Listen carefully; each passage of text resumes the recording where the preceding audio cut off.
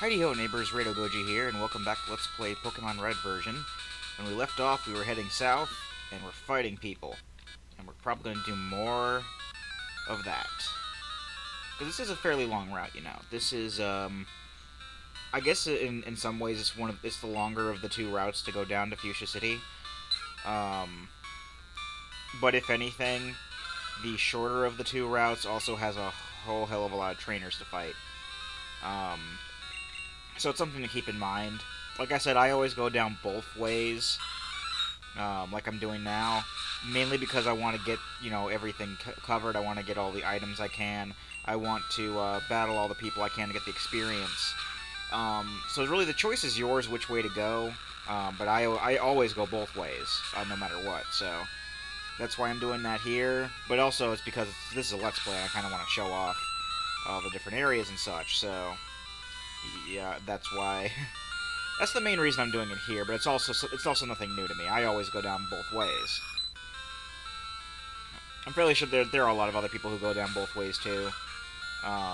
It's kind of a no-brainer when you think about it. I mean, if you know where all of the battles are going to be, you want to get in as much of that experience as you possibly can, especially considering that the next two gyms, especially the sixth gym that we're going to be facing off against, is going to be fairly tough because it's a psychic type gym, and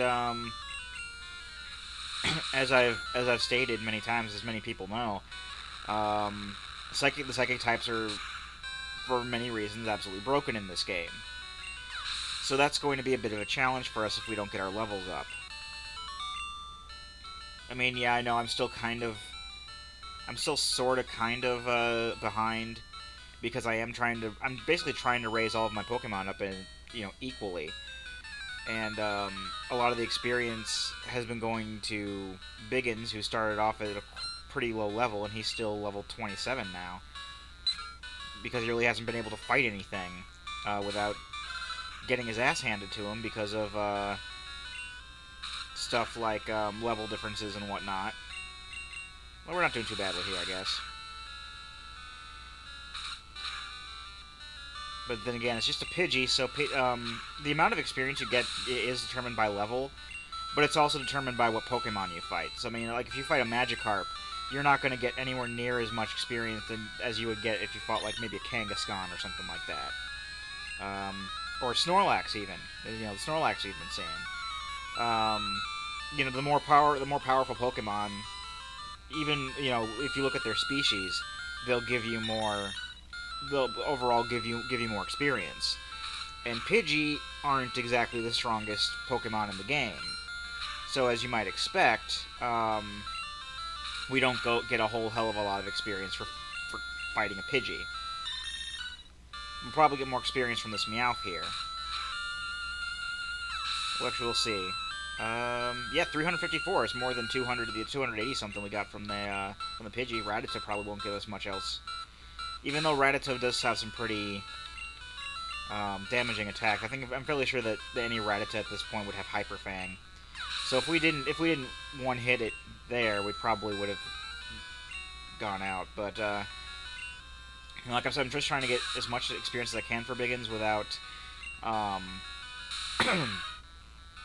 sorry, without getting absolutely destroyed. And that's why I've been swapping out with a lot of stuff that's a higher level than he is. And I'll probably swap out here too, because oh, that turned out to be a lot better than expected. I'm just gonna go ahead and why am I going to the bottom of the list there? I wanted to go to the super potions. I need to get more potions. I think if anything, I'm not going to get more potions, but I'm going to start getting lemonades from the vending machines. The only thing that's really, holding me back from getting a whole crap load of lemonades is the fact that, not because they're expensive, because, for what they heal and the price that you pay, it's that they're actually very good. But there's also the whole thing with, it's from the vending machine, so you can only get them one at a time, and it's very tedious, and that's why I haven't gone and done that yet. I was actually going to do it when we were up at the vending machine. I was actually going to go and get a bunch of lemonades right then and there, but I'm like, oh, this is going to take up way too much of the video, so that's why I didn't do it, and I just haven't gone back to Celadon City since. But I think that if anything, when we get to Fuchsia City, and then I get to a point where I'm going to go back up to Celadon, I'll become a good trainer. I'll train hard. Okay. If when I go back up to Celadon City, we're on Route 13 now, by the way. North to Silence Bridge is another term for Route 12. But yeah, once I've gotten to Fuchsia City, I'm going to head back up to Celadon City to start the cycling path route. And while I'm there off screen, I'll buy some lemonades. That'll help out quite a bit. I'm almost out of super potions. Oh, this is not going to end well at all. That's not going to end well at all. We're going to swap out. Thank you very much. But unfortunately, only the lower leveled stuff is stuff that we can really fight with Biggins. At least the stuff that we can have Biggins battle with confidence. Anything else is just going to destroy him, and that's why he's not getting a lot of experience. You know what? No, I'm just going to keep it with Muldoon because I don't feel like swapping out and having to deal with the possibility of like being put to sleep by hypnosis or something like that. I am not keen on that idea. All right, let's use some super potions while we're here. Actually, what I'm gonna do, I'm gonna pause the video real quick, and I'm gonna head back up to Lavender Town, heal up, and buy some more potions. 2 seconds. And we're back. Okay. Time to fight some more stuff now that we've got more confidence, healed up Pokemon, and a hell of a lot more super potions. And I'll probably have to resync the sound or something like that, because there's a lot of stuff that went on while we were off camera. For example, updates popping up, and the computer doing things I don't want it to do. So yeah, we'll see. We'll see if I have to do that kind of stuff. But hopefully it'll be easier. Oh no. I hate Minimize.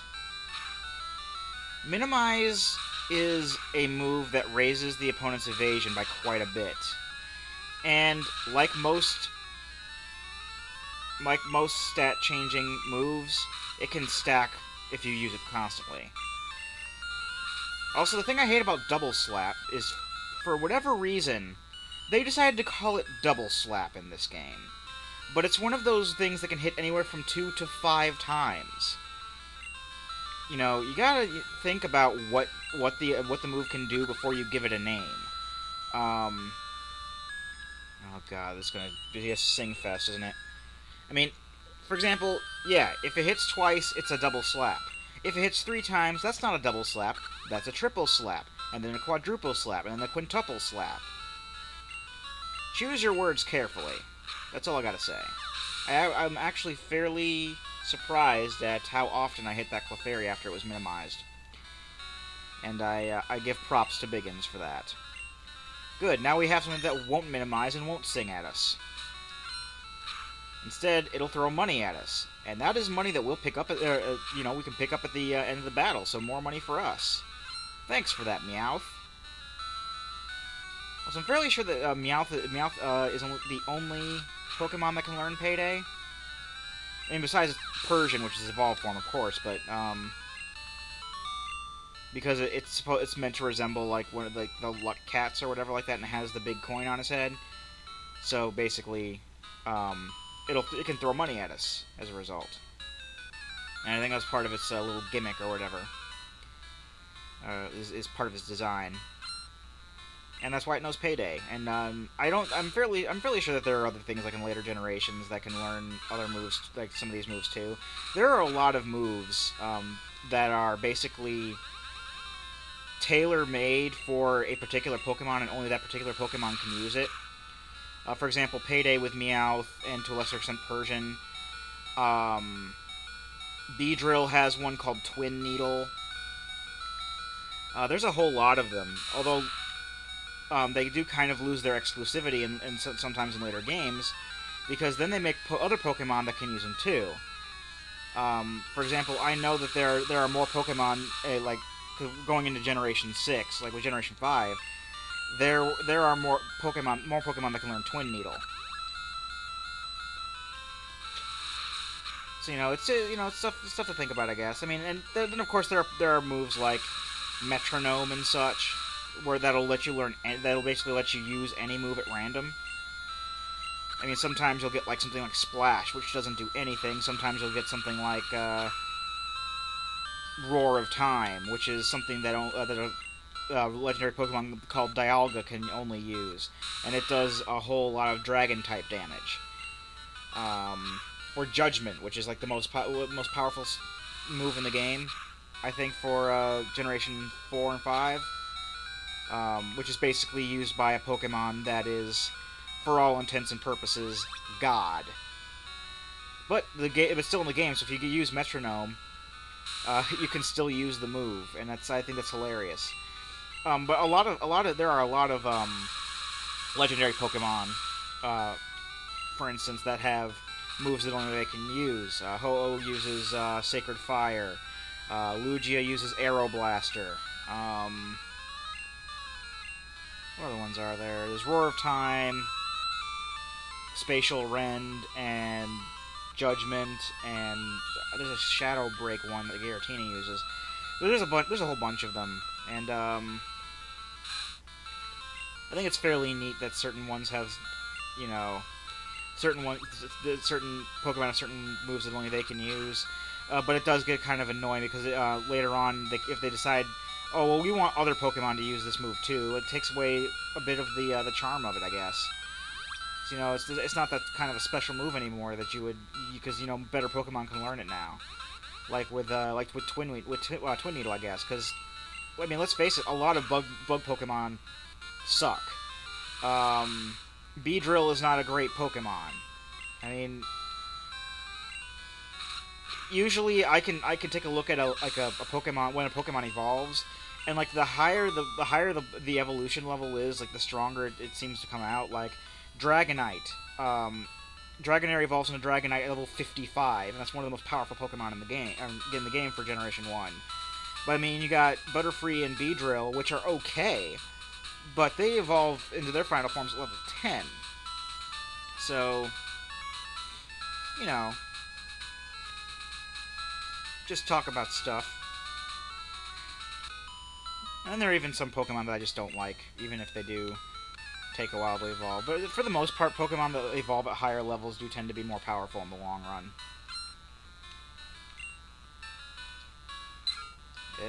Yeah.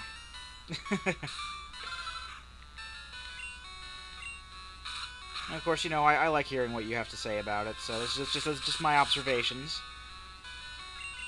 But, I'm always interested in hearing what other people have to say about the subject, too. I know a lot of people don't comment, because there aren't a lot of people who are viewing the videos at this point, but still, every time a comment comes up, I do read it. And I don't always respond to it, I do read every comment. And, I appreciate the support, from you guys, because, yeah. That's why I'm here, is to entertain people, and, I have 105 subscribers as of today. And, while I did have, like, the Mega Man 5 again, which basically was a late celebration of 100 subscribers, I actually, like, lost 2 subscribers right after that. Because I was at 103, when I did that, and then, like, the next day I was back down to 101. So whatever. I mean, I'm at 105 as of today, but that number will probably more than likely will probably dip down again. I don't know. I don't claim to be the best Let's Player. I'm not the most frequent of updaters. Stuff happens and I can't update some days, and unfortunately, sometimes that does mean that it kind of goes into multiple days where I don't have any updates. I know that can be daunting to people, and I mean, not daunting, but It can basically make a lot of people mad and not want them to, you know, watch my videos anymore. And I've had like entire years worth of downtime due to, uh, you know, computer problems. And that's pretty much why there was like a year, like there were like 2 periods of like a year where I wasn't able to put anything up. And then sometimes something big will happen, and I can't record for like maybe a month. That's basically what happened when I was slowly moving stuff around in my room after my brother moved out. That's why I basically had nothing up in, I think, around December. No, it was December when I started putting stuff up. No, it was around December actually when I stopped. Um, but then again, sometimes you get burned out on things too, and that's sometimes why I don't put up videos some days, because I'm really not in the mental state or anything like that to be recording. But lately I have been at least attempting to make up for it, and I do appreciate those of you who stuck by me, and those of you who are continuing to be patient for other projects that I have on the way, or ones that I may have put on hold or whatever. But hey, I do my best, and I hope you guys are enjoying the products that I do put out. With that little thing over, it's time to end the video, and when we return, maybe we'll get to Fuchsia City. We still have routes 14 and 15 to go. I have been Rado Goji, and I'll be here next time. Join me, won't you?